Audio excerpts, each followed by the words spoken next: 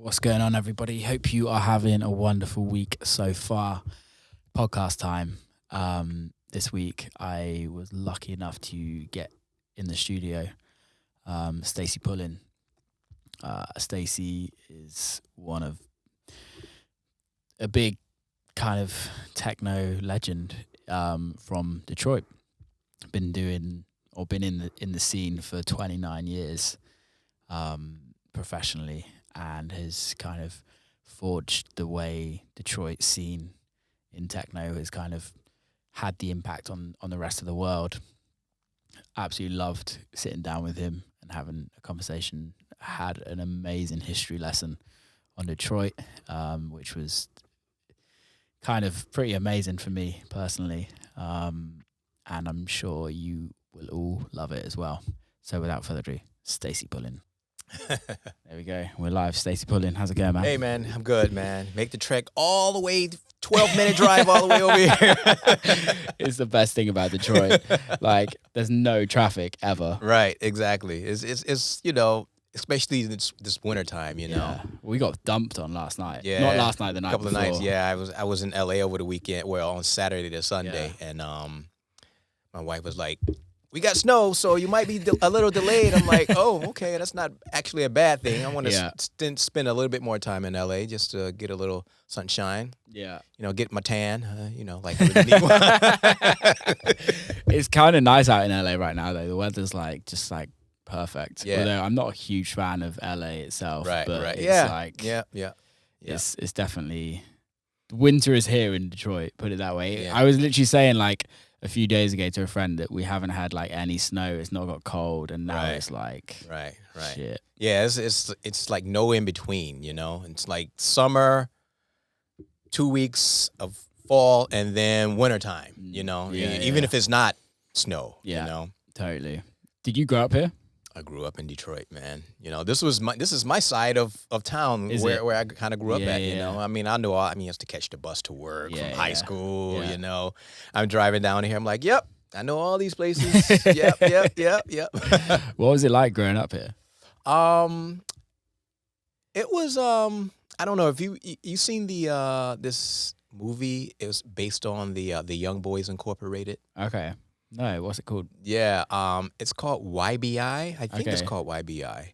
But growing up as a teenager, you know, that was like the height What of year the, was this? in the 80s. 80s. So In the heyday. I would say from like in 81 is like when I started understanding the social aspect of growing Yeah. up in Detroit, Yeah, you know.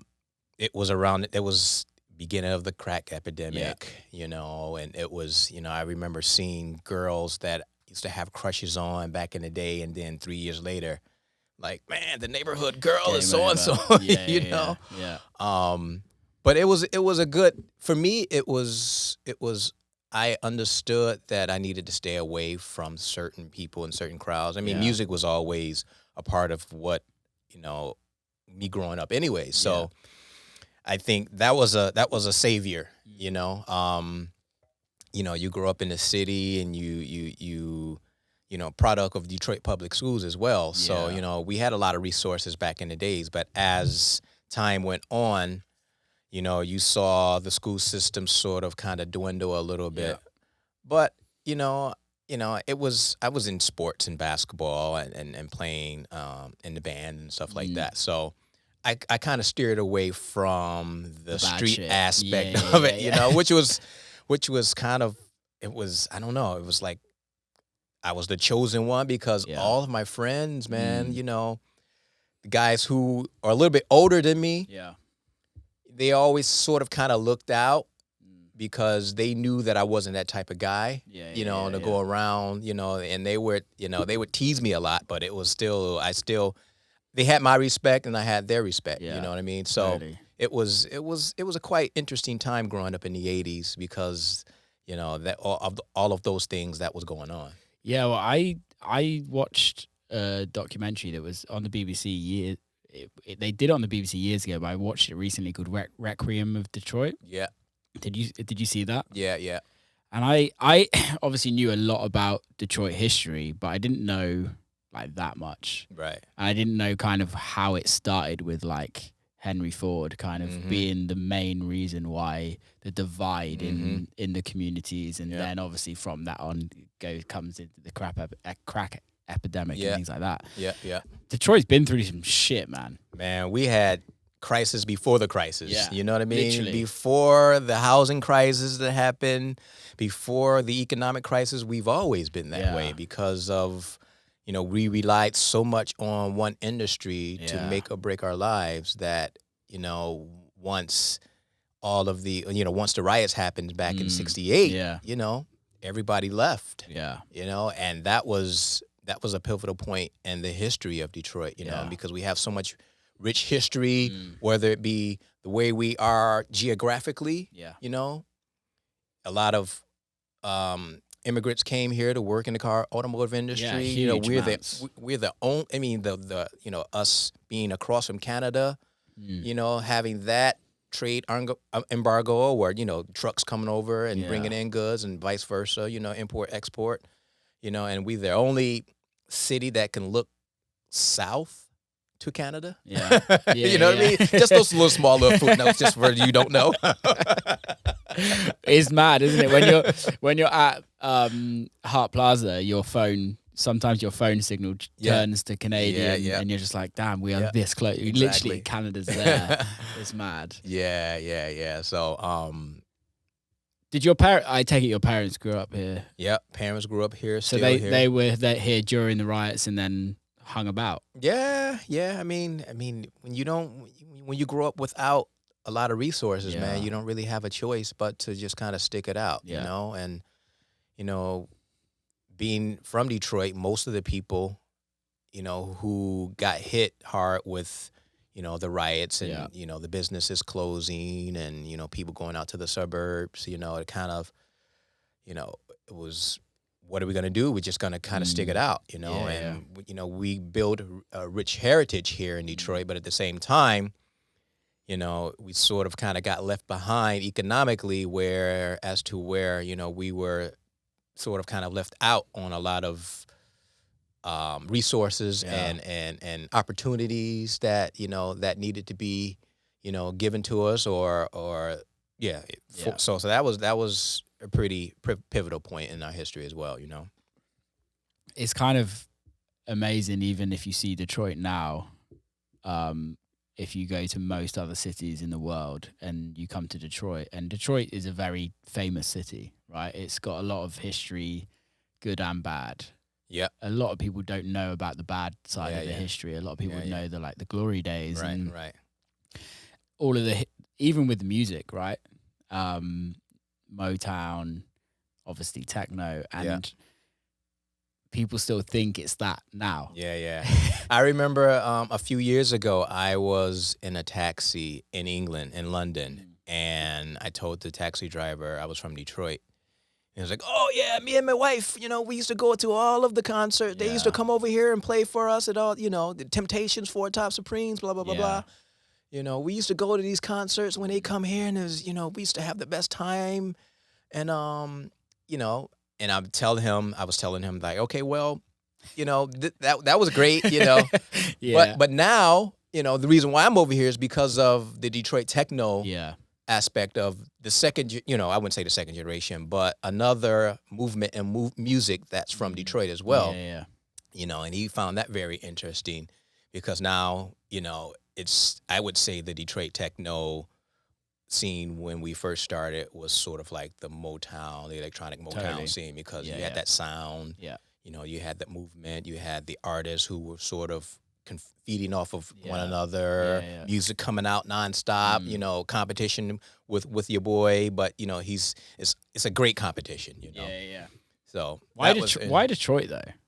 Why do you think the whole from Motown to techno? Why do you think? Well, I think I know for a fact that one theory is because of the automotive industry. A lot of our parents, worked in the automotive industry. My dad worked for Chrysler back in the day, and he used to come back and say, "Yeah, I worked with this machine who helped build the transmission for this part," and it was working with machines and robots, and Yeah. you know, there's a cadence Mm. in the factory where, you know, these stamping cadence, you know what I mean? You know, Yeah. just, you know, systematic, what they call it, the assembly line. You know, Yeah. everything's is a rhythm. You know, I mean, that's in my opinion, that's part of what it was. But also, Never thought of that. yeah, but also, you know, like I said, after the riots and after, you know, in the 80s and stuff, we, you know, we didn't really have a lot of resources, so we kind of, you know, took to music as to, you know, an outlet for our creative side of us, you know. For us, you know, the guys who were not in the street, you know, we felt, but also I think it's because of the radio back in the day. Okay. You know, we had, you know, Electrifying Mojo. Okay. You know, Electrifying Mojo. I don't know if you know the story of Electrifying No, I don't. Mojo. Tell me about this. Tell me about this. This is a lesson. So, Electrifying Mojo was a DJ that came on WGPR radio here. And his intro coming on, he would come on every night at 12 o'clock, midnight. Yeah. His 15-minute introduction would be the landing of 2001 Space Odyssey.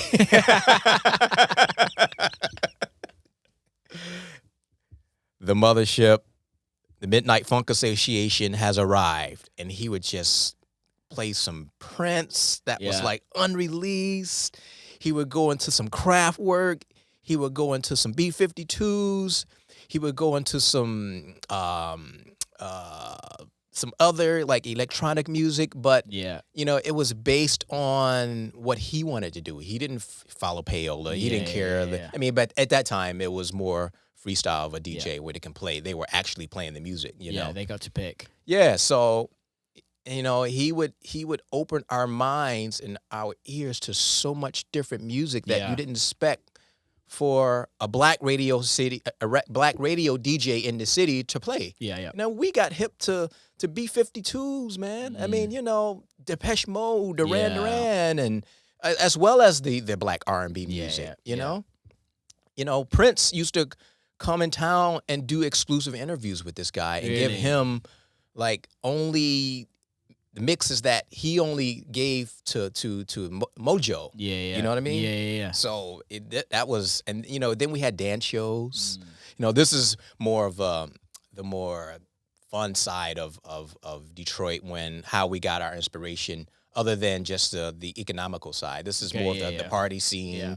You know, how we partied back in the days. You know? Well, I guess that's the thing, is when a city's struggling, there's always going to be an underbelly of that where people have to be, they want to have a nice life. They want to celebrate and they want to kind of make themselves feel good. So they're going to make a party. Somehow. Right. And they're going to congregate to those areas where everyone, where there's a community built and everyone can kind of be one together. Right? Yeah. I think that, you know, one of the things that I remember growing up and listening to the radio was the fact that a lot of this music that I was hearing was based on, you know, black culture. We have a way of expressing ourselves through rhythm, through music, and it you know, it kind of spilled off into the electronic area as well. You know, I mean, the guys like so Electrifying Mojo, he was one of the first DJs to play the electronic music. You know, like guys from Derek and Juan, they would go down there and just hang out. Because he was fascinated on what they were doing. Yeah, he's like, who are these young guys annoying the hell out of me, knocking on his door, trying can you to play my records? Right, yeah, exactly. You know. And then once he heard, you know, Juan's music and Derek's and Kevin's and everything, he was like, oh, these guys are onto something. You know. So that's a small part of electronic. Yeah. I mean, of Electrified Mojo story. Yeah, You know, yeah. so he stayed on for years, and you know, we have. I mean, I have access to some tapes that he used to. Really? Yeah, man. When you listen to this stuff, I mean, he would play new wave.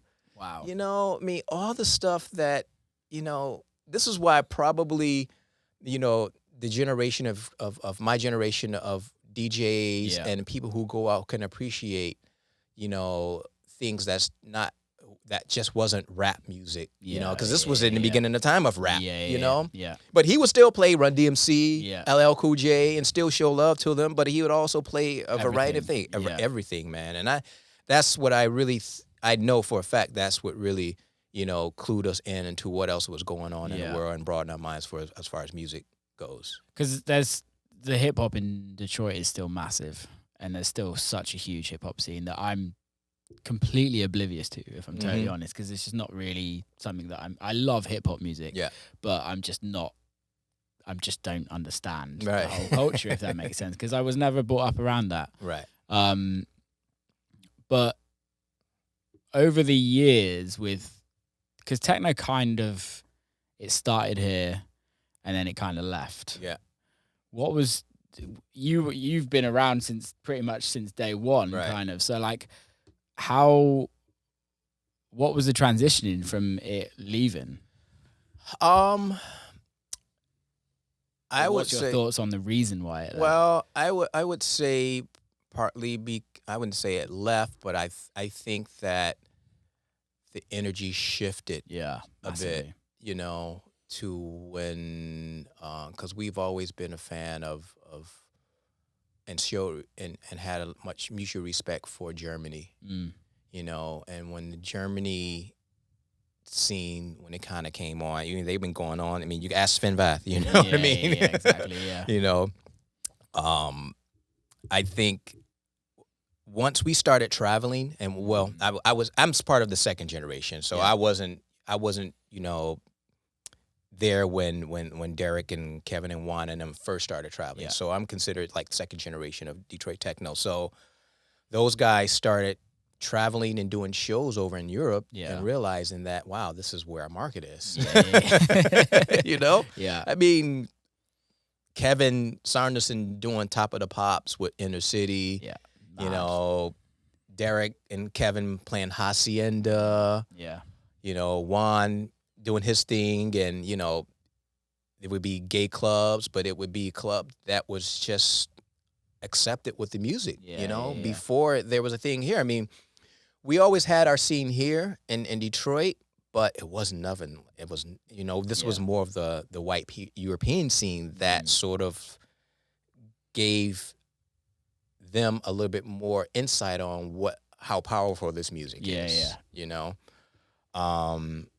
that's my opinion as to where it sort of went over to Europe a little bit, because even I moved over to Europe. Really? Where did you go? I moved to Amsterdam. Oh, mate, it's a beautiful city, man. It's a beautiful city. Yeah. So I moved over to Amsterdam, and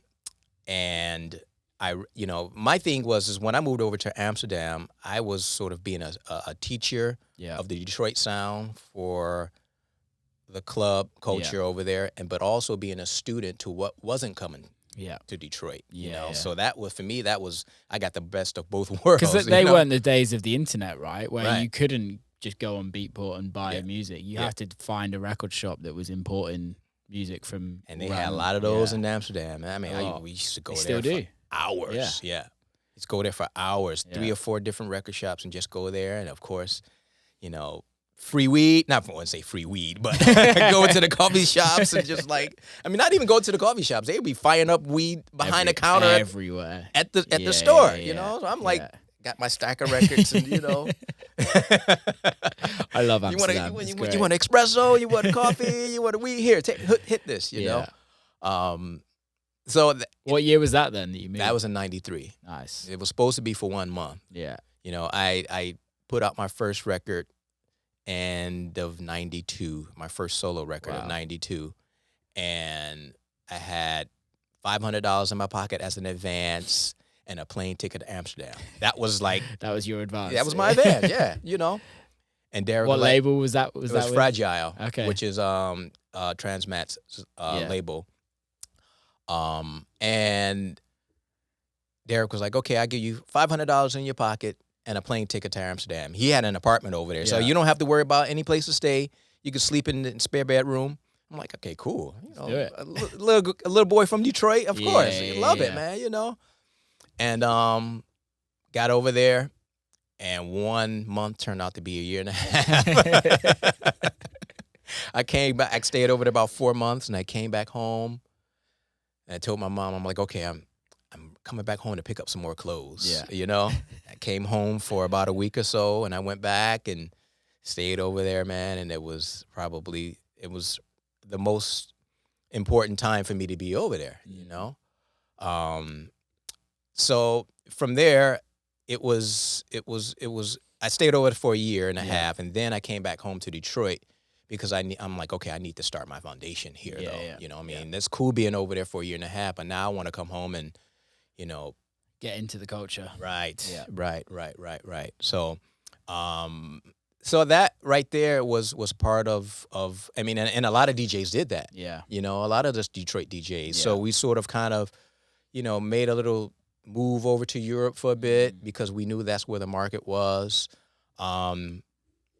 We still had parties. We still had DJs coming. I mean, there's a bunch load of DJs and artists. But once we realized that more of the market, it's just like the jazz guys back in the 1940s and 50s. You know, Miles Davis and John Coltrane, they had to go over to Paris. I mean, you would see old photos of them in Paris, suited, looking like all spiffy, you know, doing their shows. And, you know, staying over there, getting treated like royalty, and come back home and like, wow, this is a complete contrast on, you know, what we want to be appreciated for. Yeah. You know? Totally. That's part of one of the reasons why that, you know, there was a little shift in the plates, if you will, you know? Totally. It makes complete sense as well, if I'm honest. It's, for me, like, electronic music is a mixture of cultures. It's purely to allow people to escape. It's escapism. Yeah. And everybody around the whole of the world wants to escape. Yeah, definitely. And I think especially in places like Berlin, Germany, places Paris, like the major cities of the world, there's always a community of people that are kind of don't fit in. Right. And they all want a place to kind of get out. Release. Yeah. And you have that all around the world. And I think that's where you kind of get artists, really creative people. And it makes complete sense that was the situation. Yeah. That is true. But after a while, you know, once artists and you know, speaking from a Detroit perspective, you know, you wanna be able to see people of your own peers appreciate it too. Totally. You know what I mean? Yeah. You know, and we had all those things. You know, I think from an artistic point of view and producer point of view, I think Juan Atkins had more of a connection to Detroit crowd than any of us. Yeah. Because Juan, he did like Detroit electro, which was, you know, funkier. Yeah. You know what I mean? Even Missy Elliott sampled some of that's stuff, the thing. It kind of had that crossover between like funk, soul, hip hop, kind of, and then electro. I remember the first guy that I started making music with, a hood guy. He was like, he was like, Juan Atkins, Model 500, Technicolor, no UFOs. He was like, now that, you heard that on the radio too, though. But I was more being in the artist. I was more super underground, and it was like, I appreciate it. I like it, but my thing was more deep, you know, more emotion, you know. But we also had a lot of radio shows from the DJs as well that sort of influenced the city. At one point, you had Kevin, Derek, Juan, and more importantly, Jeff Mills. Mm. Jeff Mills was basically the guy who showed Detroit what you could do with 2 turntables in a mixer. He was the more On radio? On radio. Yeah. This guy was on Wow. twice a day. Really? Twice a day in the lunchtime and at night. What station was that on? He was on WJLB. Yeah. So you could imagine just hearing, Run DMC or Janet Jackson or Prince or Whitney Houston. And then ripping techno. And then Jeff Mills would come on, The Wizard, WJLB FM 98. And he would come on and play some crazy Wizard of Oz intro. We off to see the wizard. What is it? And just break into some 140 BPM like crazy, like it was. He mixed hip hop with electro with industrial with new wave and techno. Yeah. Wow. It was like turntablism. I'll send you some links because there's some stuff that's on SoundCloud that, and we all used to like record from cassettes. Yeah. So the sound quality sometimes would be terrible, great. Yeah. If you recorded it on your mom's, big stereo, it'd sound okay. But if you recording it on a small little boombox, you're like, oh man, but we didn't care, man. So, but he was the one who basically showed what people could do with 2 turntables in the mixer. I would definitely I remember being 15 years old, going to this club in Ann Arbor called the Nectarine Ballroom. And I was 15, wasn't even supposed to be in the club, but I was up in the balcony overlooking him and just watching him do his thing. I was just I didn't care about dancing. Yeah.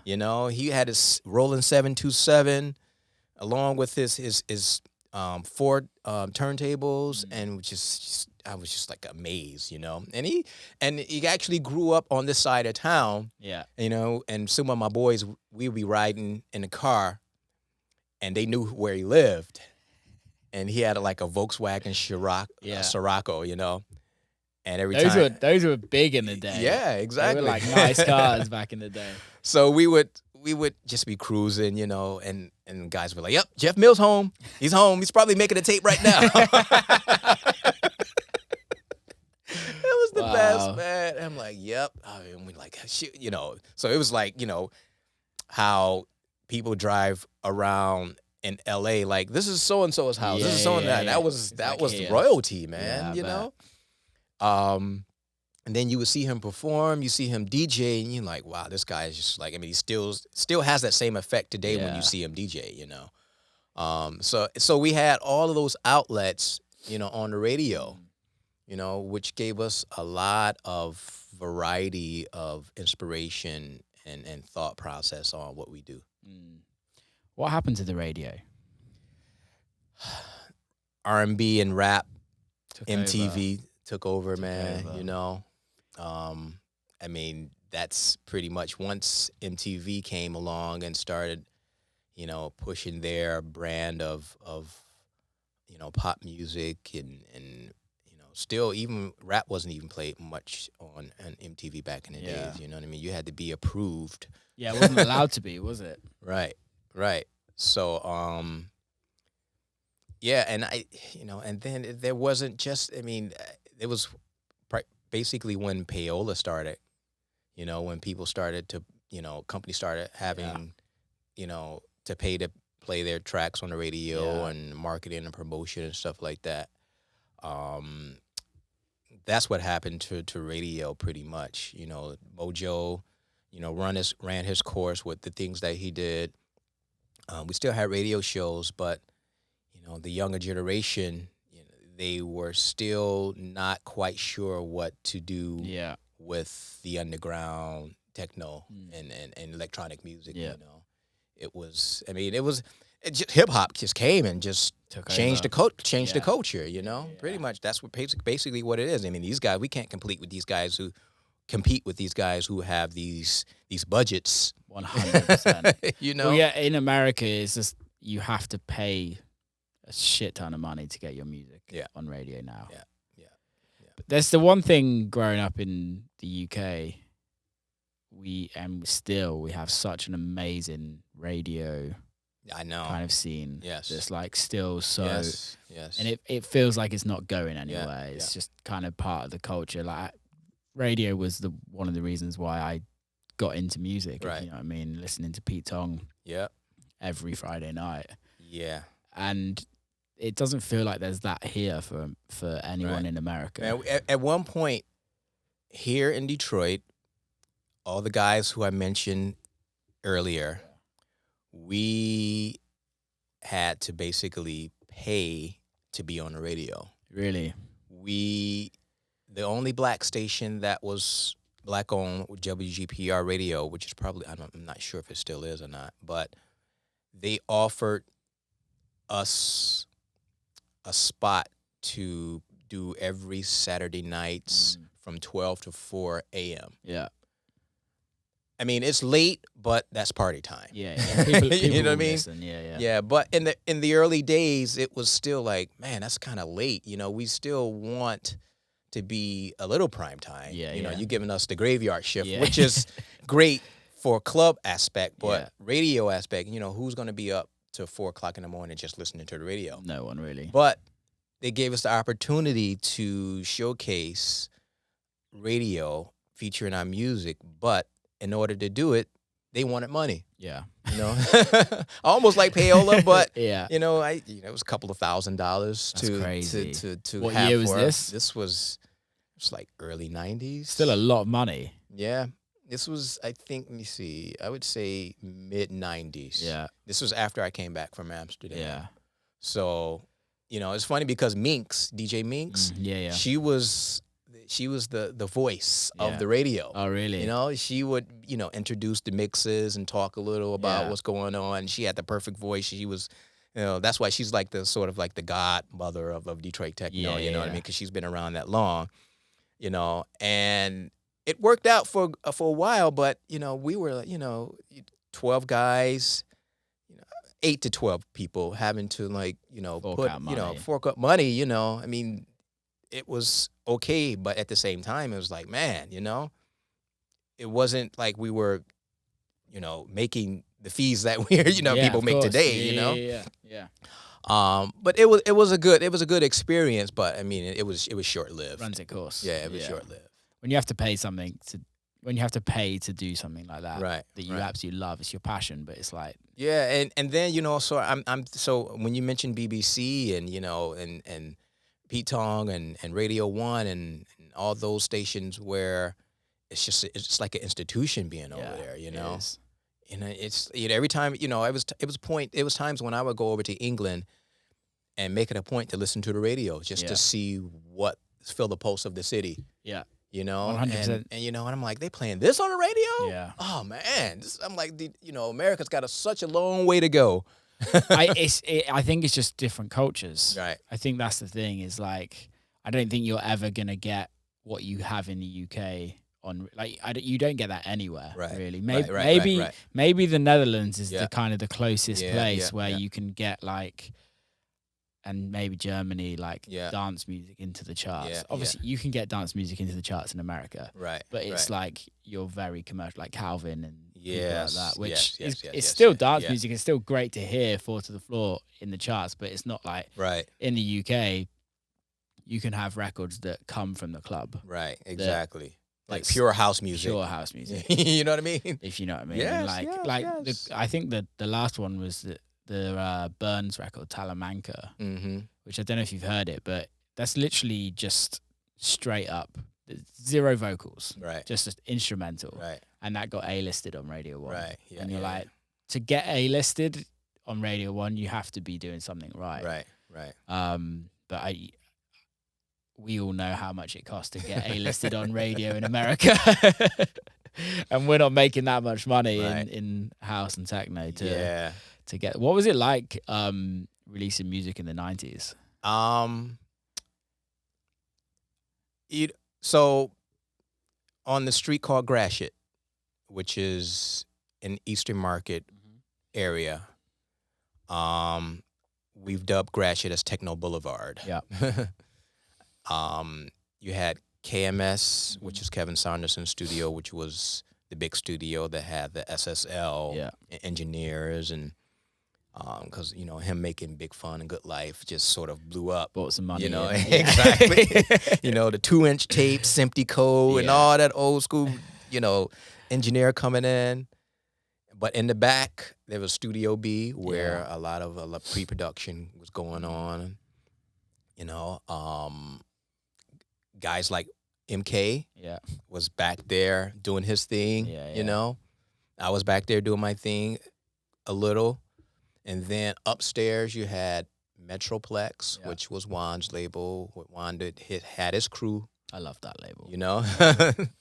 Serious. Yes. Serious records. And then you had Transmat, which was upstairs as well, which was Derek. Now, for me personally, Derek was the one who I gravitated more to when it came to me releasing my music, because it was just his energy and his not giving a shit about what people thought about his music. It was just more emotional. So between those 3 studios, it was 20, 30 guys just doing constantly, man. And it was like this, like I said earlier, it was just this whole nucleus of creativity going on. And, you had a couple of guys who did edits, like 2-inch, quarter-inch edits. You know what I mean, with the razor blade, with the chalk, and the splicer and stuff. You know what I mean? So it was a good energy to be around there, because I was still young and didn't have a record out. So I'm around these 3 studios, like, man, this is the life. This is what I want. These guys are wearing T-shirts and blue jeans and, doing their music, being artists, man, And I'm coming from 2 years of college and university, majoring in communication, sort of wanted to be a journalist a little, but still music was in my life, you know. And I come home and I see this, and I was just like, like amazed on what was going on. And at that time, the Music Institute, which was the first techno club in America. Okay. That was here as well. Where was that? That was from 87 to 89. Yes. So the Music Institute opened, and it was just 4 walls, a strobe light, speakers, wood floor, and the DJ booth light at the top. Yeah. So you would look at the DJ booth like, and where was that? That was on Broadway. Where how can I say, the YMCA is? Okay, yeah. So in downtown? Downtown. Okay, yeah. And that club opened up a lot of eyes because it was members only club. Okay. So you had to have a membership to get in there. It didn't serve alcohol. It was only a juice bar. It opened up at 12. Could you imagine that happening today? No, not at all. Only a juice bar. Only a juice bar. Detroit was healthy back in the day. Yes, man. Yep. But see, the thing is that everybody was in the parking lot before. Yeah. We had drinks. You had whatever you indulged in. You did it before you get into the club. Yeah. And you just let the music take you away to do the rest. What was downtown like then? It was rough, man. Yeah, I bet. It was rough. I had a problem one time, but I was hanging out with the wrong dudes. Back to my teenage days. But overall, it wasn't much because, downtown was desolate. Yeah. Time, It was just a place to sort of, you still had, a few clubs, but it was really desolate. No businesses. There was really small mom and pop shops that were left down there. Liquor stores, wig shops, small little boutique stores. Yeah. I used to date this girl whose mom, she was a fashion designer. Where the John Varvatos store, I don't know if you, so Woodward and John R., it was a John Varvatos store that was on the ground level. Yeah. And then there were lofts above that. my first loft that I ever been to in my life, and the elevator came up into the living room. I'm like, Oh, whoa, that's amazing, that, isn't it? God, I'm downtown Detroit. This is great. You know, and the Music Institute was right there, and you know, but it was quite dangerous. You know, Yeah. I mean, you know, it wasn't like it is now, which is a bit better, but still has a long way to go. You know. Yeah, I think I've been coming to Detroit for 7 years. I've been living here for 4.5. Okay. Yeah. Yeah. And when I first came, I'd stayed in the A loft downtown. Yeah. And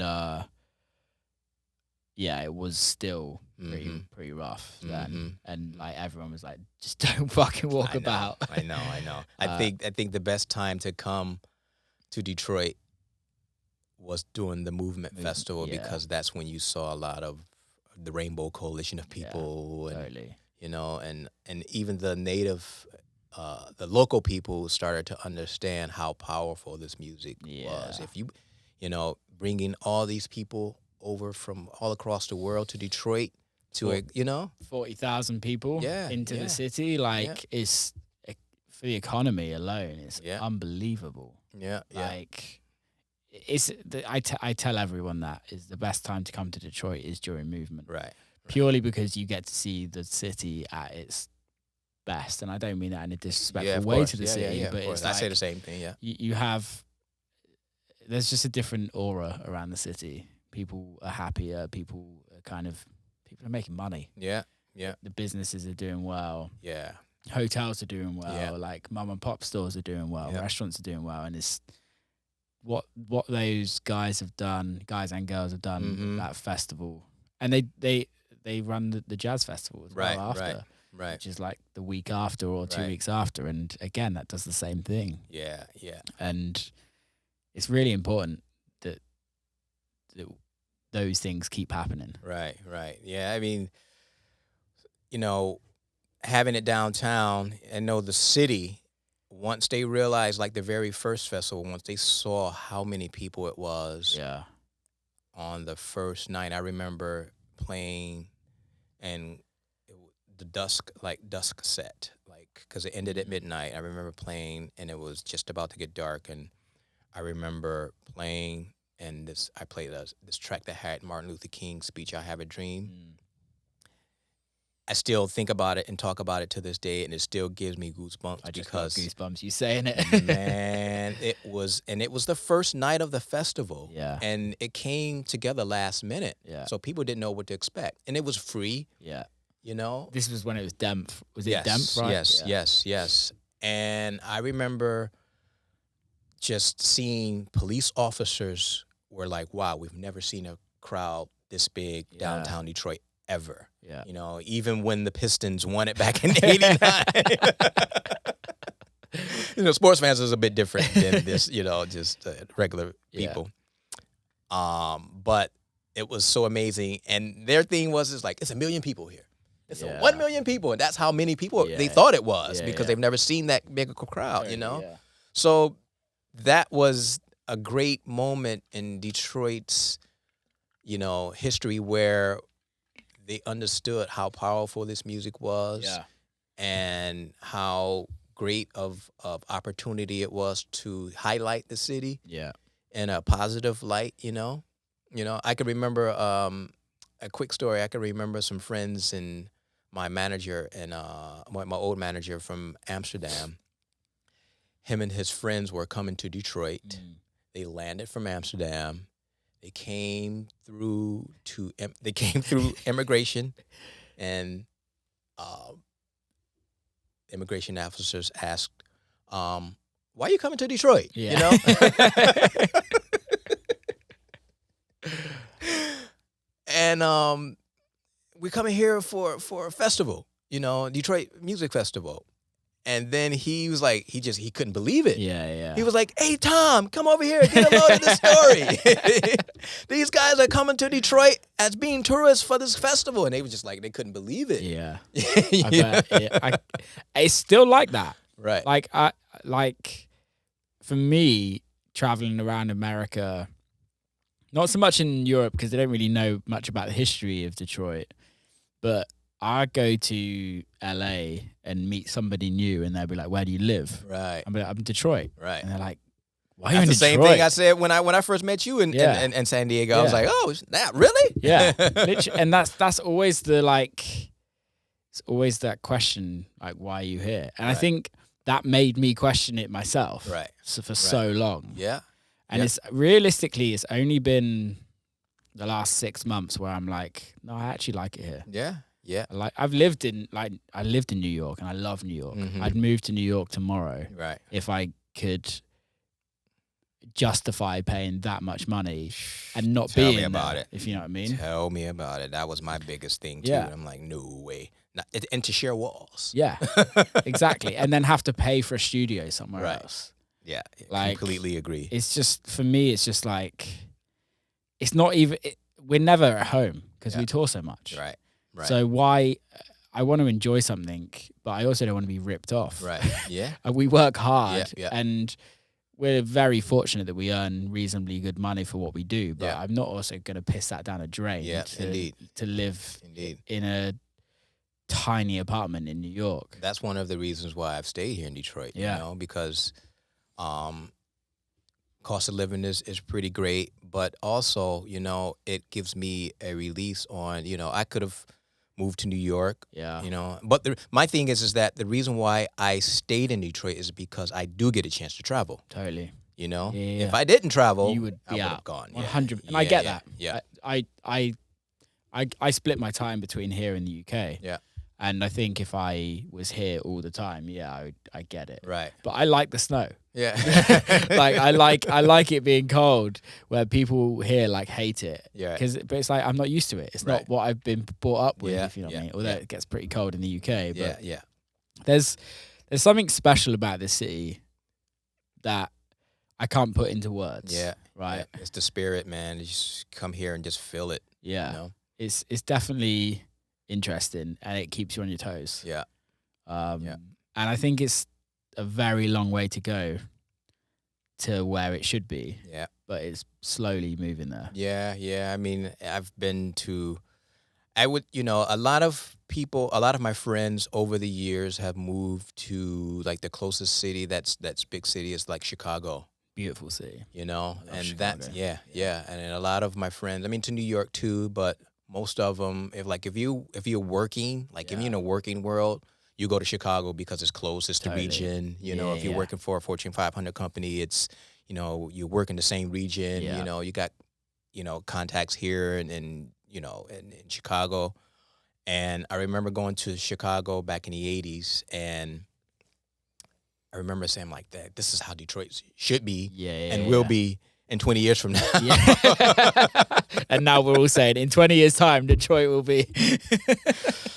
Yeah. We made improvements, though. We definitely made improvements. But my thing is that I've also seen how Chicago has changed. Yeah. And how it got gentrified as well. Massively.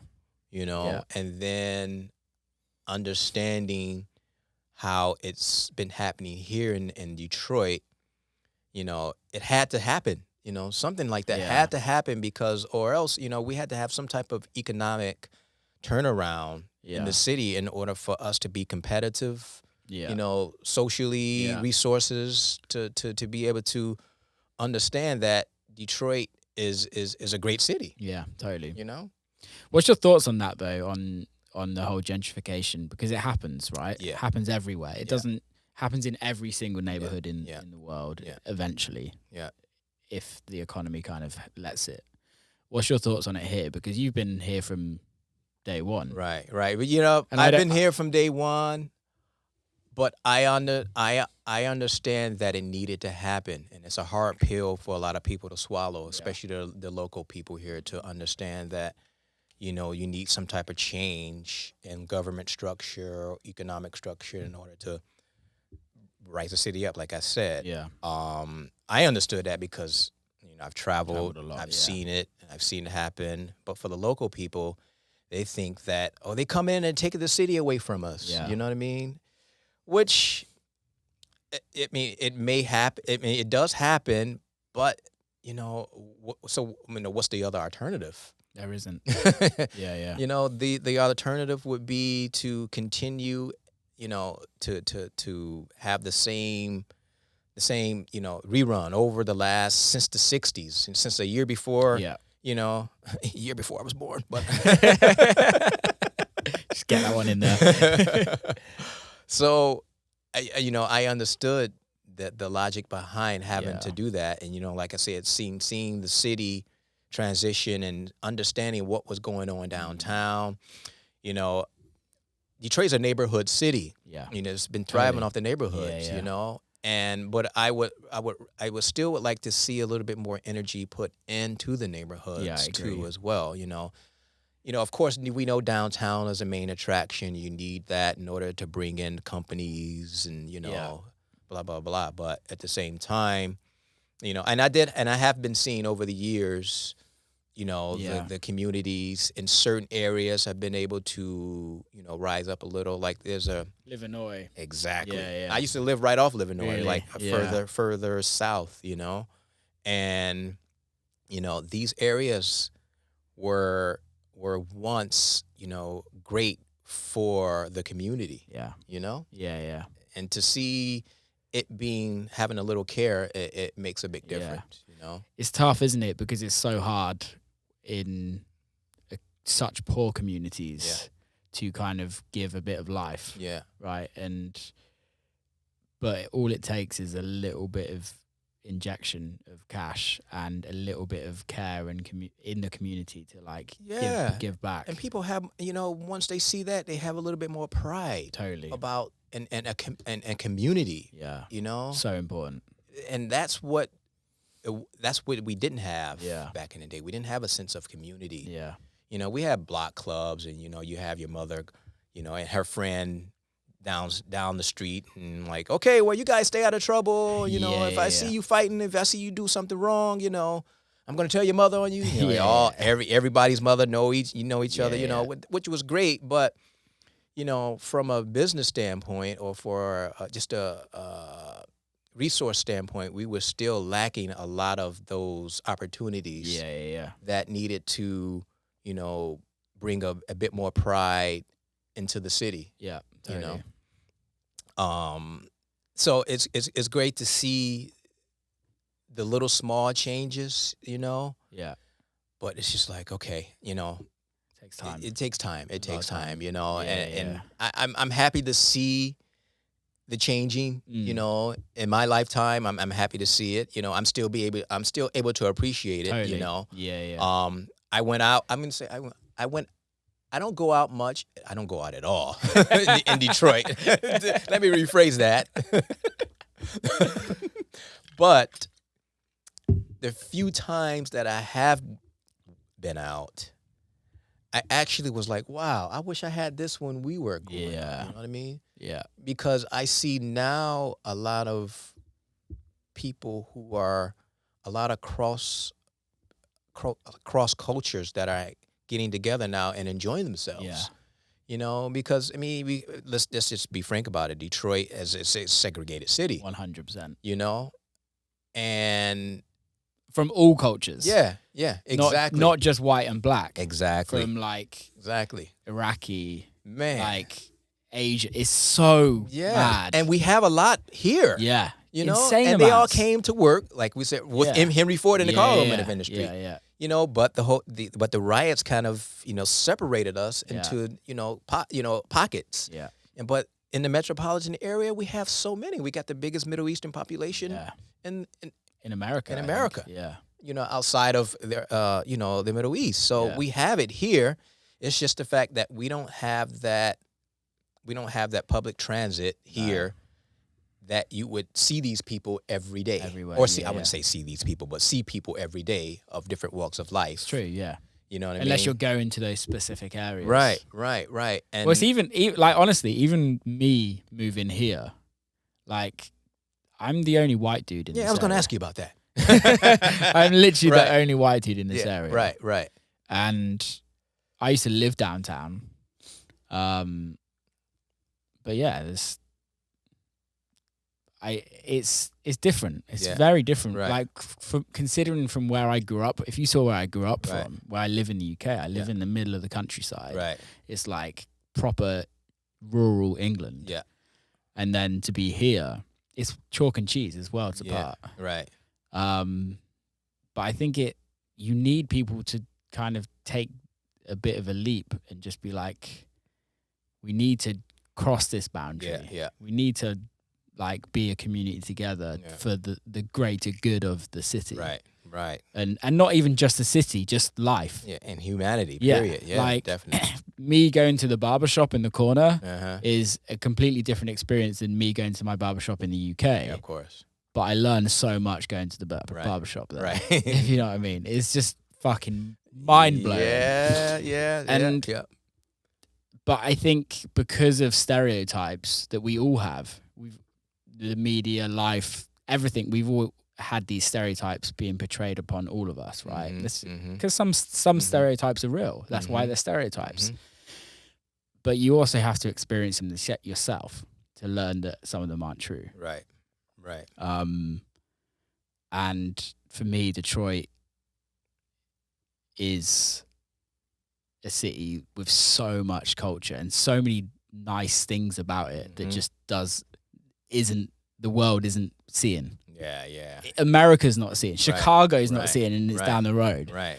If you know what I mean. Like Chicago for me is like a beautiful city, but look what's going on down there now. Yeah. It's bad. Yes. It's very bad. Yes.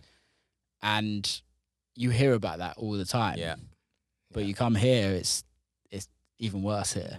Yeah. And what's going on, if you know what I mean. And the only way to make it better is to bring the communities together. Right. That's what I mean. I mean, the community is very important when it comes to people having a sense of pride of where they're from, having respect for one another. Yeah. You know, I mean, it's just, unfortunate that, and most of the things that happen is because of economic status. You know what I mean? Totally. I mean, that's basically what it comes down to, and, people, it's unfortunate that it happens, but it's also unfortunate that, that's the reality of why people do things. Yeah. 100%. But, growing up here and seeing the changes and understanding, what's happening is also very fulfilling as well, Yeah. And that's I think that's probably another reason why that I've stayed here. Yeah, because Makes sense.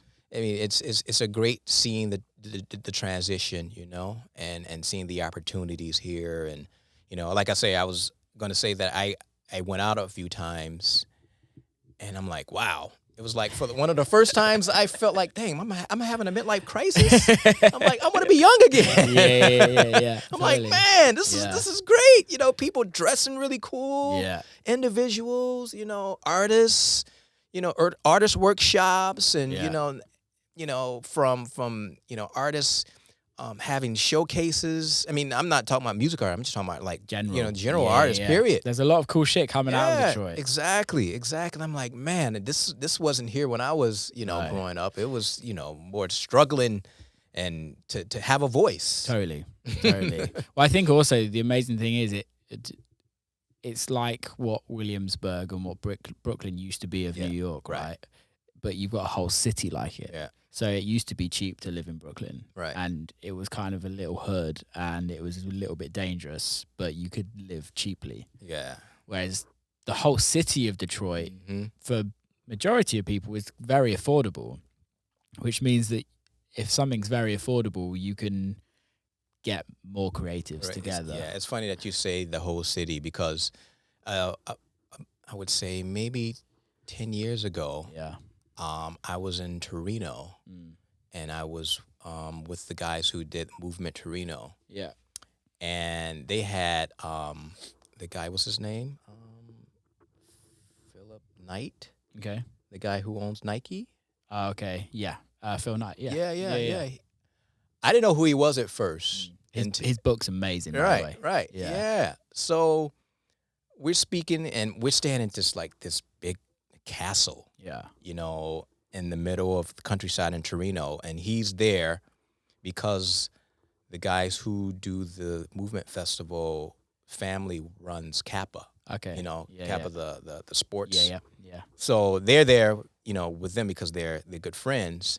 And we're speaking about, you know, economic struggles in Detroit, and, you know, and I'm boasting my face, my chest. I'm like, yeah, you know, but there are a lot of bad. So we were talking about the struggles and crime and, you know, just social outlook on inner city life. Yeah. And I said, I'm like, well, so, you know, things happen in, you know, in Brooklyn, in New York, you know, in Chicago, parts of Chicago. And then he was like, well, you know, that's true, but when you talk about Detroit, it's all of Detroit. Yeah. You know, and I'm like, yeah.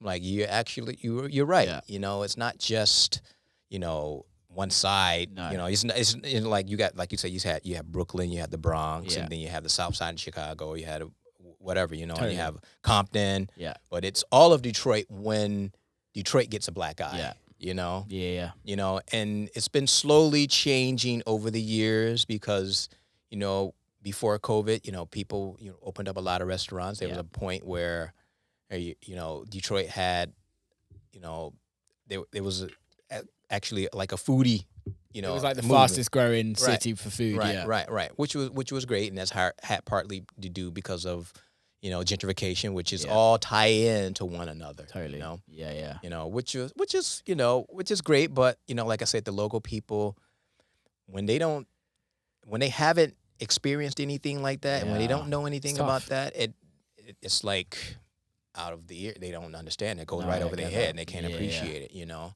which I'm glad that, like I said, I'm glad that a lot of the younger generation, the artists who are now understanding that this is a great opportunity. You know, seeing this transition in Detroit. Yeah, it's super key, and I think I think Detroit actually allows people. I think there's going to be a lot of interest in businesses, a lot of interest in like fashion companies, music artists, chefs, all come from here because it just allows people to be creative. And kind of express themselves. What's your thoughts on the music scene right now here? Because I don't know. Sorry to butt in. I don't know about you, but when you say you're from Detroit, and some people know about techno, they're like, "Wow, Detroit's got the best techno scene in the world." And that's always my response. What do you think it needs? Well,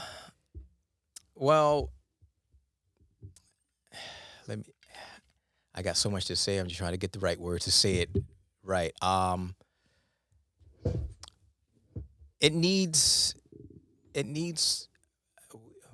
We have a few clubs that are pretty underground. I think that what we need is it's tough, isn't it? Yeah, it's tough because I know what it needs because I've been around the world and I can just say, yeah, let's do this. Yeah. But from a marketing perspective, to get people to be interested, that's a whole nother ballgame. Yeah. You know, because, you know, you have so many pockets. You know, you have, put it like this, you have clubs that do nights that are specifically for that scene and that culture. Yeah. You know, like the club will one night do a more of a Latin night, and then the next night it'd be R&B night. Yeah. You know what I mean? Yeah. From a club owner's perspective, that's good when you can get people to come in. Makes a good business. Yeah, make a good business, but there is no intermingling amongst people to be able to enjoy themselves. You know, it's in that general. Separation thing again. Right. It's like, this is for you. Right. Friday nights are for this type of person. Right. Saturday nights this type of person. Right. Sundays this type of person. Right. So, I mean, I think lack of venues, but one of probably the main reasons why is because we have a 2:00 curfew too, though. Yeah. You know, I mean, that's always been like that in Detroit. You know, that's one of the reasons why I don't know if you noticed, but I noticed that if you see a lot of DJs from abroad, and when they put up their tour dates, you rarely see Detroit. Yeah. That's because of, partly because of venue availability. And it's also because of like, for me, I think it's a 2:00 curfew because Detroit, people don't go out until 11:30, 12 o'clock at and night. then it's done. You know? Yeah. You know, so, and then, so that's one aspect of it. It's such a small market now, and it's always been, but, it was one of them things where people, they want to, the bottle service came along, and sort of took away a little bit of creativity that club owners and promoters had, comes a long way from just having 4 walls and a speaker and a juice bar. Yeah. And now like Yeah. So I think the lack of venues, the fact that bottle service crowd, because there was one point when I was doing I've always made it a point to keep a residency here, no matter what goes on. No matter where you are. I always did a monthly or quarterly residency anywhere, and I can remember back in 2007 when I was working with this local DJ, and I was like, you know what? Let's kind of bring our worlds together. Yeah. You play pretty decent music. It's best compliment ever. But I respect that because I understand your market. That was my thing. I understand your market. I respect the fact that you know your market. So let me bring in a little bit of the underground aspect of what we do so we can create something that would be a little bit more attainable for people who are who are, I wouldn't say nervous, but uninvited to come to the more of the underground parties, you know? Yeah. And I did this night called Radio School where it was at Club Blue downtown. Yeah. Yeah, and I think that it was a great venue because it wasn't quite an underground club. Yeah. But sometimes they had good DJs. Is it still open? It's still open. Yeah. So, I'm like, okay, well, let's start something, And we did it for a while. It got to be, it was good, but it was always something that, for me, it was, if it wasn't the DJ booth set up wrong, or the fact that people still didn't go out until 12:30 at night. You know what I mean? They get to the club and it's hour and a half. Yeah. I'm like, man, I was practically, my whole thing is when I was doing parties, I was sort of more vocal on getting the fact that people need to come out earlier. Since you got a 2:00 curfew, You have to, So can I just move this? Yeah. Okay. There you go. So it worked out for a while. But I think that, after it just worked out, but I can't remember what happened as to what we stopped it, but I know what happened. I moved it to a different club. Yeah. I moved it to this place called Oslo. Okay. Which was it was a sushi restaurant on top. Yeah. An underground small little club that fit 250 people. Amazing. And it went well. And Oslo is considered like an institution as well because it was a very, very modern place. Okay. Very minimal modern. Yeah. And downstairs it was all black with very, architecturally great. Yeah. And I moved it down there, and it went great as well. But then they closed, and they went through different management and all that stuff, and so I just stopped it. But I've always tried to do something to give back to the community other than just playing during the festival time. Yeah. But I've still been a little bit perplexed as to what would make a great scene here in the city. to sort of flourish into something that would be more attainable for people who want to go out for the music, you know? I have this conversation probably on a monthly basis with my manager. Yeah. And with Chuck as well. Yeah. On a regular, and it's like, and people from Detroit and people from outside of Detroit, and it's like, what needs? And every time it comes to it, I'm like, it just needs more people. Yeah. Yeah. Definitely. Like, on Saturday night, you'll have a party at TV Lounge. You'll have a party at Magic Stick. You might have a party at Leyland, right? Mm-hmm. If you've got one massive artist at Magic Stick, yeah, every other party is kind of dwindling, because there's 650,000 people in Detroit itself. How many of those people go out raving? 4,000? Of course. But on a venue-wise, I do think there's a lack of, like, great club, like, electronic music clubs. Yeah. And I think there's so much space in Detroit. Yeah, there's so much space. There's so many amazing buildings. I think it needs, like, Spotlight is doing. Yeah. Spotlight's a really interesting venue. Yeah. And I love the concept. I haven't been there yet, but I've only seen it.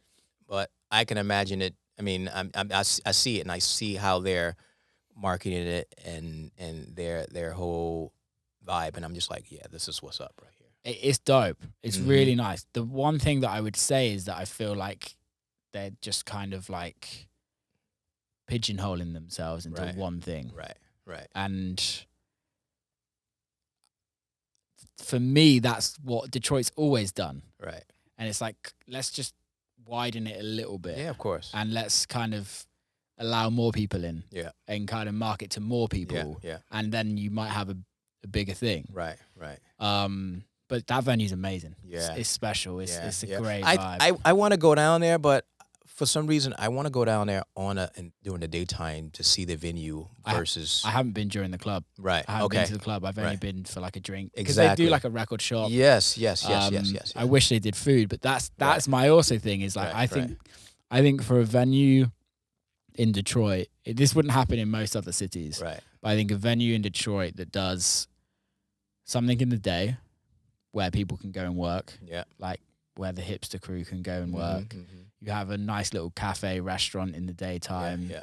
And then at night it's a club. Right, yeah, of course. You need a venue that kind of brings a whole community. Yeah. Maybe some studios to the side. Yeah. Like some art studios where like you can get fashion people to come and create clothes and of course. the artists, and then you got music studios. Needs a whole collective of in one place to kind of make something where every day you've got 100, 200 people going in and around there to kind of make it special. Yeah. It's doable. Right. I really like, for me, I really want to do something here that's like brings that. But again, you also just need the people. Yeah. I mean, that's the thing, you know. People and they're important. I think that having venues is very challenging because, you know, by it being such a struggle, I don't think most venues have the patience or the money. Yeah, of course. Yeah. The patience and the financial resources to be able to to do that and cultivate the crowd. Yeah. You know? Totally. You know, that's because you know, we're talking about, you know, years before you really start to not understand, but to get that crowd, you know, on a routine basis, you know. Takes time. Spotlight they've been fortunate enough to come out at the right time to be able to do that, you know, because they haven't been open that long, but they have been doing pretty decent, you know, work. And but they also based, from what I know, they're also based in the art community. Yeah, 100%. You know, which takes a visionary to understand that you need to cultivate the crowd, you know. And a lot of club owners and people who do clubs, they don't really think at it from that point of view. Well, it's a business, isn't it? Right. I think that's the way Right. they look Right. at it. I mean, I've dealt with a few club owners, you know, in the past where, you know, they wanted to be down with the music, but they understood that, you know, it's not going to be financially feasible for them to put it on, which is, you know, it is what it is. Yeah. But then their regular nights, would be a Saturday night bottle service, and they just go full force on that, Yeah. you know, and they realize like, okay, am I wasting my time doing, you know, more of the underground acts or smaller clubs when I can just concentrate on just making this money, or moving on this side of town and just being a sports bar. Yeah. Dude, I totally agree. I had, you know, Troy Ramperoop. I had lunch with him yesterday. He's like a good friend of mine, but he's done the same. That's actually who I was talking about. Yeah, he's done the same. And more power to him, you know, which is great. But, you know, you run into people like, you know, such as himself, and, you know, they have to sort of, you know, tread the water a little bit, you know, a little bit differently, but still want to do things, you know. Yeah, and at the end of the day, realistically, everyone has to put food on their table, right? And you have to put food on your table before you put somebody else's food on your table. Yeah. Especially when you got kids and a family and things like that. And I think that's also, we do it because we love it. Indeed. We don't do this to put food on our table. We're just Right. we're just lucky enough that food gets on our table from doing it. Exactly. When I get it, when club owners change things up. Yeah. I understand it's business, if you know what I mean. And as much as it's a horrible pill to swallow for us that are trying to create something, I get it. Mm-hmm. Totally get it. Yeah, I was in DC a few weeks ago, and the guys asked me, and they said, Stacey, we're thinking about possibly expanding and wanting to do something in Detroit. Do you think we should do it? He's like, I want to come there and check it out, you know. And I'm like, yeah, I mean, it's definitely, opportunity is there, you know, but you just got to know you have to be ready for, I mean, you don't live here, so yeah, you just can't, you know, expect it to be like your club here. Yeah. You know, so you got to be ready for, you got to come down and be here for a minute to understand, you know, and see the city for itself, you know. And the politics that goes on in the scene. There's a lot of politics. For a small city, there's a lot of politics. Yeah. Which definitely. I actually, as an outsider, I respect to a certain extent, because the people that lead the politics are the people that are doing the best things in the city for the scene. Right. And I respect that. I'm like, fair play. But if you're a new person coming in, you have to understand that. Right. And it takes a while to get that. Yeah, I mean, we're talking about 20, 30 years who I've been thinking about. I'm like, man, I wouldn't say that long, more like 15 years where, you know, where the scene, you know, took a transition. You know, so it was some potential there, you know, and, you know, and it also had to deal with, you know, like there were these parties back in 2002, 2003, where it was more of the Arabic crowd. Okay. You know? Yeah. The DJs would play more of the radio mixes of dance music. Yeah. You know, they're, you know, the remixes of like the commercial things. And they would do it in this restaurant / lounge. Yeah.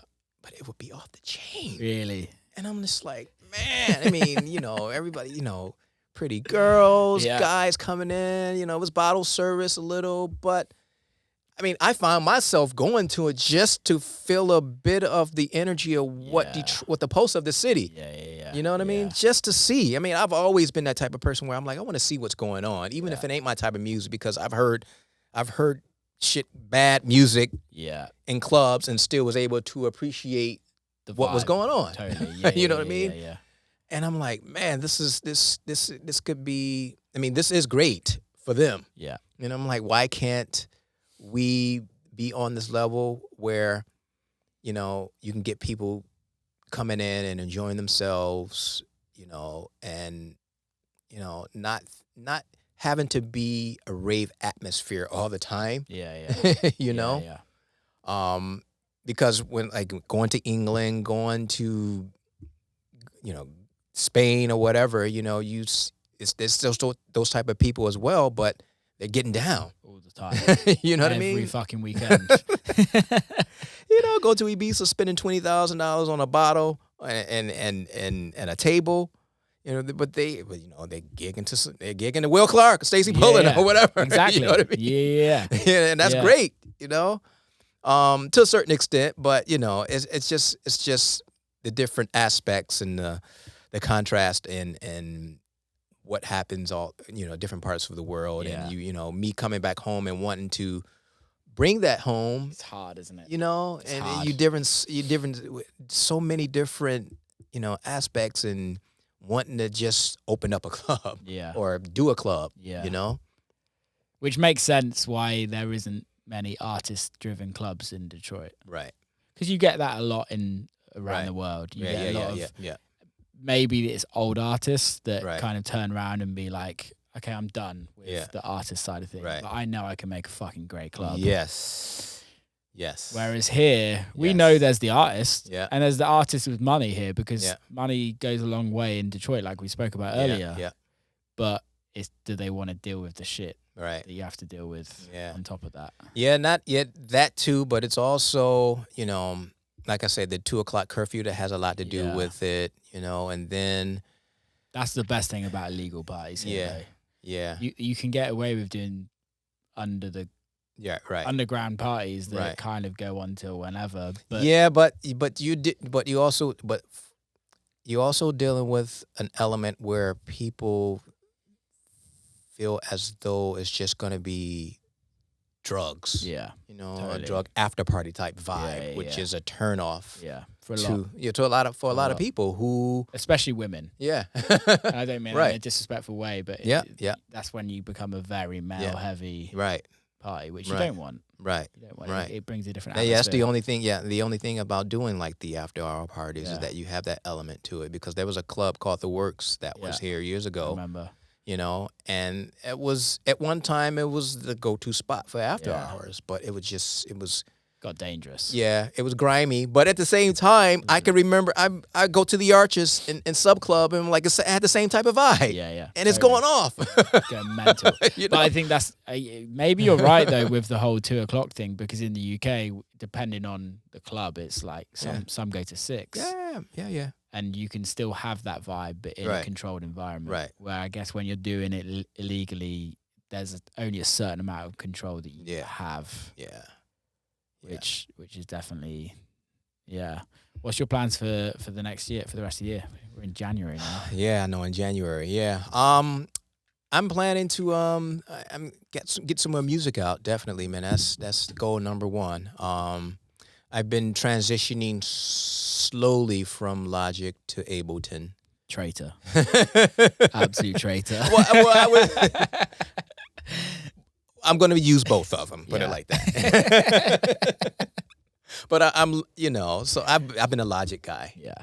I've been a Logic guy for all these years. So I'm just getting a little used to wanting to do things in a different creative way, just a little. Yeah. In what way?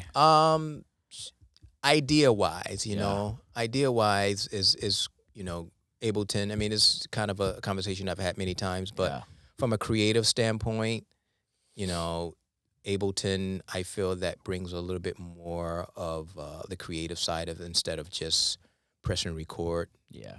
With Logic, Logic sounds better, from mixing down and everything. So I'm just sort of in transition and wanting, just thinking about, I'm like, okay, do I want to fix something that's not broken? Yeah. Or do I need a little bit more different angle on how I approach it? Yeah. So apart from getting new music out, man, just concentrate a little bit here, since the states have been open. You know, the United States has, Yeah. has you know, sort of opened up their market, and now everybody's over here coming. You know, concentrating a little bit more here in the States. You know, doing parties and doing cities that I haven't done. I'm gonna be. I'm in the process of trying to get my rights back from one of my last albums that I did. Who was that signed to? It was, well, the big guys are Virgin. Motherfuckers. Yeah, right.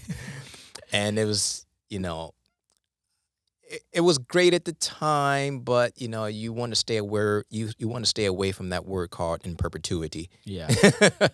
Yeah. You know, It's tough. Yeah, well, you know, the advance was great. You know, and it was great at the time, but Advance I'm doesn't last forever, though, does it? like, right. So I'm like, okay, but the music, they're not doing nothing with it. They probably Yeah. don't even know they have it. Yeah. You know. Yeah. So my goal is to get the rights back for that album, so I can have the rights to all of my music back. Other than that, man, just sort of kind of building up, you know, my on a personal level, you know, I love mid-century modern homes, you know, and I like buying vintage furniture, and that's Yeah. like my pastime that I really like to like buy vintage furniture and stuff like that. So I'm always doing something else to the Wow. house, you know. Really? Yeah, I yeah, love yeah, that. yeah, Where do you go in Detroit to get shit like that? Because I'm in the process of doing stuff to this house. There is a place called Mod Space that which is in Clawson. Okay. Yeah, it's a smaller place. You have to enter through the back, Yeah. knock on the door. Like, no, I'm just hey, it's me. Password is yeah. So I like doing that stuff, but so yeah, I'm just sort of you know, getting ready for, hopefully the Ibiza season starts back, you know, strong, and you know, I just signed with NGE. Oh, amazing. Yeah. Welcome. Right. And Who's your agent there? Luke. Okay, cool. Yeah. So yeah, we just started working together. So hopefully that relationship will be great for this coming year, you know. But it's just been, you know, with COVID, So man. up in the air, man. You know, for every Sucks. gig that comes through, 3 gigs get canceled, you know, and you know, it's, you know, I haven't been to Europe in a minute now, so I'm You're not like, missing much at the moment. right. Yeah, so it's, Yeah. you know, I'm just trying to, you know, plan out. I mean, you can't really plan out because, No. you know, the guidelines and, you know, COVID restrictions, just like, so I'm just kind of patiently waiting, you know, for things to sort of, you know, level out a little, Yeah. you know. So in the meantime, it's just, you know, trying to be creative in the studio, man, you know, and trying to get the right pieces in order. And then when the time comes for, you know, everyone to be back to normal, to say the least, Yeah. you know, I can, you know, go full back and to, you know, traveling my weekends, you know. Yeah. It's it definitely changed us, didn't it? Yeah. Changed the world. Yeah, man. It's I had a bit struggle in the first beginning, Really? you know, was like, you know, traveling the world for 28, 29 years, and then it coming to an abrupt halt. Yeah. Like threw my body out of whack, you know. I mean, I had like bits of anxiety, you know, it just like, you know, because my body clock is finally catching up. I know, right? To where I'm not getting on planes, Yeah. you know, and it caught up to me. I would say about 3 months later, I was physically and mentally fragile. Yeah. You know. No, I get that. For me, it was actually more recently for me. The first 6 months to 8 months, I was like I was back in the UK, so I was just like writing a shit ton of music, Right. and just doing me really, and just kind of enjoying the time with my family back in the UK and things like that. But it's been more so like towards the end of last year when touring started again, Right. and like Okay. that's when it got me the most, Right. and I was just like, fuck, what is it? And Yeah, I can see that too. it's like that kind of Yeah, it's weird. Yeah, because you kind of you lose a step, and then you get back out there. I mean, for me, it was like, I lost a step because I haven't been traveling, and then you go back out and play, and you're like, okay, has the scene changed? Is it the same? Is the, Is it? Yeah, totally. And then I don't know about you, but I just would question myself. Yeah. Like, and then for me, it's like, oh, we haven't sold this show out. Right. No one likes me anymore. Right. And it's like, you have to, for me, I have to like try and ground myself. Yeah, of course. And like, I think because it was taken away, I don't know about you, but because it was taken away, it kind of made me realize how fragile it is. But also, how do I make it so good, my career, that it's never going to get taken away. Right. You know what I mean? That I'm always going to be part of the furniture, if you know what I mean? And that pressure that I put on myself with music coming out and shows, that's kind of, that's what got me. Yeah. I definitely, I understand that because, everybody's been out of the loop for a while, and, we've been kind of out of touch, especially in the beginning. Yeah. I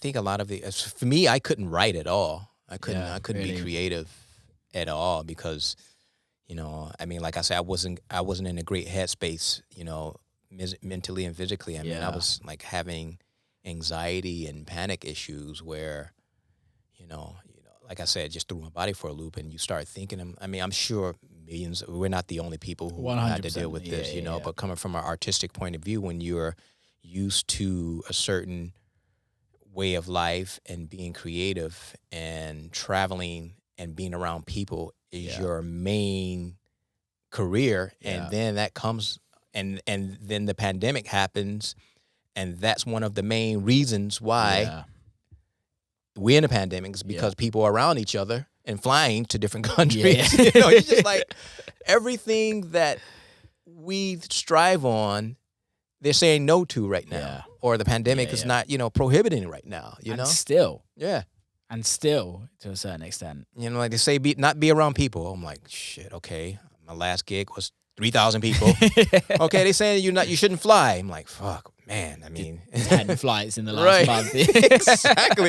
Okay, you're not supposed to touch things. Well, I'm in different hotel rooms. You know what I mean? Different public spaces. You might share a drink with your buddy or whatever. Yeah. You know what I mean? We've all did it over the years. It's almost, I don't know how you found coming back, but it has changed. Yes. The world is a different place. It is. I don't know if I love it. Right. If I'm honest. Yeah. Because now you have to be paranoid on where I'm like, I got to get a test. I got family. Yeah. I come from a gig and I'm like, I don't want to give you. Yeah. I mean, that already happened one time, and I don't want it to happen again. We are the super spreaders of the world. Oh my gosh, yes, indeed. So I mean, just taking one day at a time, I guess, or 1 week at a time, 1 month at a time, But I'm ready to sort of get back because it's been such a part of my life for all these years that I'm getting to the point where I'm like, okay, well, being patient though, but at the same time, it's a bit frustrating. 100%. It's a bit frustrating, How long have you been doing it for? I've been DJing since '85, which I was 16 years old, but professionally since '92. Wow. Yeah. It's pretty amazing. Yeah. Since '92. To say you've been doing something for 29 years. Yeah, it's been a quite a fruitful career, I mean, I still feel very blessed to be able to get on a plane and travel and, meet the people and, them respect me. I mean, now it's me being in the game for a while, people and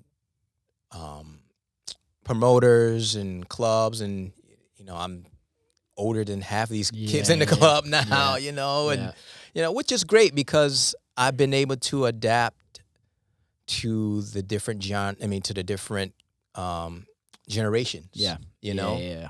which is quite difficult because a lot of DJs of my caliber haven't been able to adapt to the Yeah, different, totally. Yeah. Yeah. And I credit that to just being able to understand that generations change and they shift. A lot of DJs, they don't want to do anything different. They just want to keep the same redundant type of attitude, which as long if they're happy, that's fine. But for me, I've always been acceptant of change. Totally. Yeah. And that's why I think I've been able to have such longevity because I've been able to adapt to that. Playing different markets. Yeah. Kind of, maybe not taking as much money, but just being able, to go do it. How do you deal with the lows? Because you've obviously dealt with a lot of lows over the years and a lot of highs. But for me, the lows are hard. Yeah. And don't get me wrong, everyone in life deals with lows and highs and lows. And you have to because it makes the highs better. Yeah. How over the years have you dealt with those? Because you've gone through so many generations of done. Because realistically, the people that go to clubs, it's a very small part of their lifetime. Because a lot of people stop clubbing when they have family, when they get married or have kids and things like that. You've gone through a lot of those. Yeah. I would say the youth keeps me young. The more young people that I meet, the more clubs that I play keeps that youth amongst me. Keeps me youthful. Yeah. That's probably the most important thing that I can say I've been able to my comfort zone, my comfort vice, because I'm able to meet the young people and it keeps me young still, for the lows, it's, I don't really look, you have some bad gigs, you have some times when the phone doesn't ring that much because, maybe the market has changed in different parts of the world or whatnot. But, I just look at it as me looking deep inside myself to say, where am I going to be satisfied? Am I going to stay the same? Yeah. Or am I going to be able to understand that there's a shift and sort of still be an artist? Yeah. But come at it from an angle where, I already know. I've been doing it for so long. Yeah. I already know the game. Yeah. Yeah. That's how I look at it. So it's been quite a challenging years because now it's like everybody looks at the Detroit guys and me particularly as legendary status. Which is great. I'm glad to be able to have that. And who would have thought young inner city, guy growing up in the city, traveling to Paris and going to the Eiffel Tower. You know what I mean? First time I went to Paris, I'm like, man, I'm here. Yeah. What the fuck is? Yes, Yeah. What? man. Yeah. And I still get that when I still travel. Yeah. But even more importantly, it was when I still able to be humble enough to appreciate the small little things. Because I've been doing it for a while, so every time I speak to someone, I'm like, wow, well, how old are you? Yeah. Yeah. Anyway, I look a little younger when I shave. Me too. That's why I look like a 15-year-old. Yeah, and then you got the younger generation DJs who are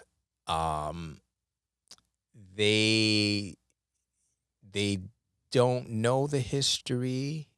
Well, I wouldn't say they don't know the history, but some of them they don't. But I think that they get into it because it's trendy. Yeah. know. It's fashion, right? Yeah, it's fashion, you And know. that's the difference with the scene now. Right. Is that, and I've been saying this a lot recently, that it was never cool to be a DJ. Right. It was never cool to make electronic dance music. Right. Yep. It was you were the introverts of society. Yeah.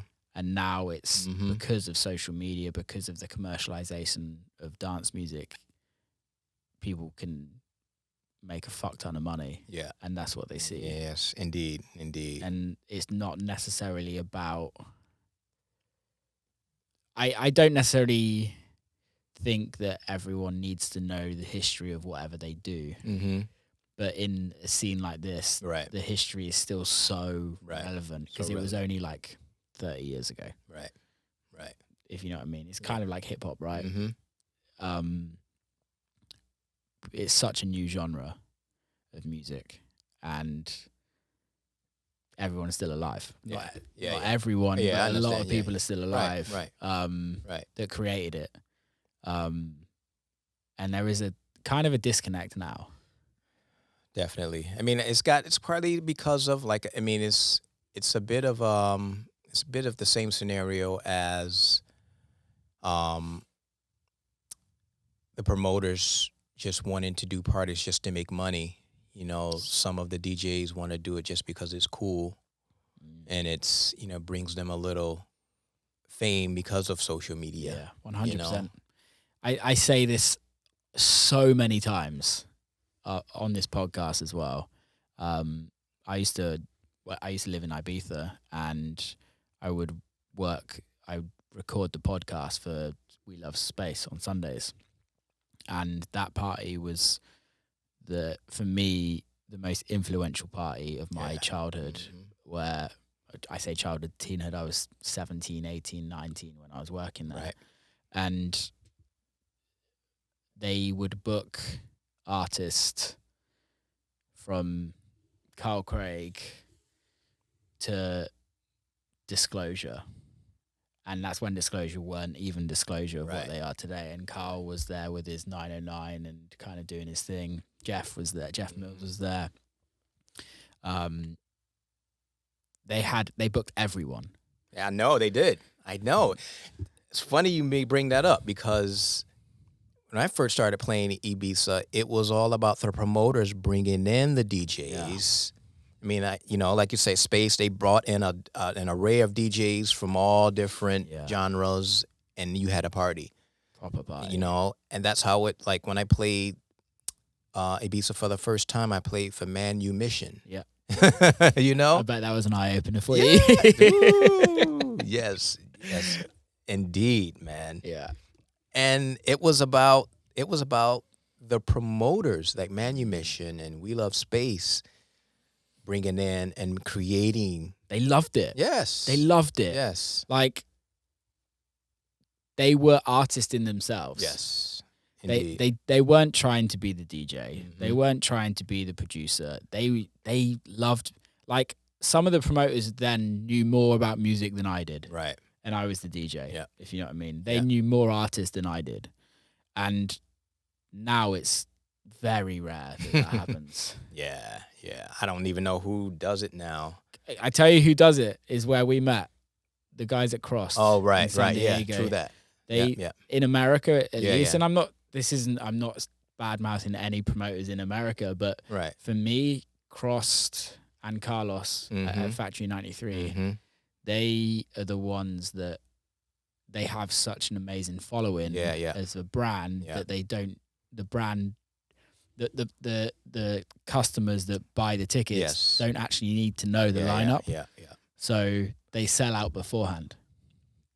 Yes, I have been noticing that, because I've been working with them a little bit more since the pandemic, because working more in the States, and I've been noticing that as well. Special. Yeah. It's really special what they're doing. Yeah. And I really hope that there's more of that. Yeah. And I think that going back to Detroit, I think Detroit can do that as well. Right. Because you can do, it's technically a B-C market. So you have all these amazing artists coming to America. you could do it Yeah. in Detroit. Right. It's just getting the right people to kind of bring it all together. It's always been the case, man. Yeah. It's always been the case. Dude, we shall. One day, man. One day. We've just shall. done an hour and 45 minutes. Yeah, that's great, though. Thank you so much for Of coming course, on, man. of I course. really appreciate it. you invite me down. Man. Thank you. Before we leave, how can people follow you, listen to your music? Yeah. all of that? So my Instagram is Stacey Pullen _official. Same as Facebook, Stacey Pullen _official. Twitter, Stacey Pullen official. The usual. Yes, it's all under one umbrella, man. You know. And you can what else? Those are my social media handles. So get at me. Sick, man. Thank you so much. Appreciate and it. let's keep in touch. We got it. We Love, got it man. going, man. See you soon. Perfect. And that's a wrap. Hope you enjoyed it. Big thanks for Stacey to come down in the studio. Please share it. Hit subscribe. Give us a little review. Keep safe. See you next time.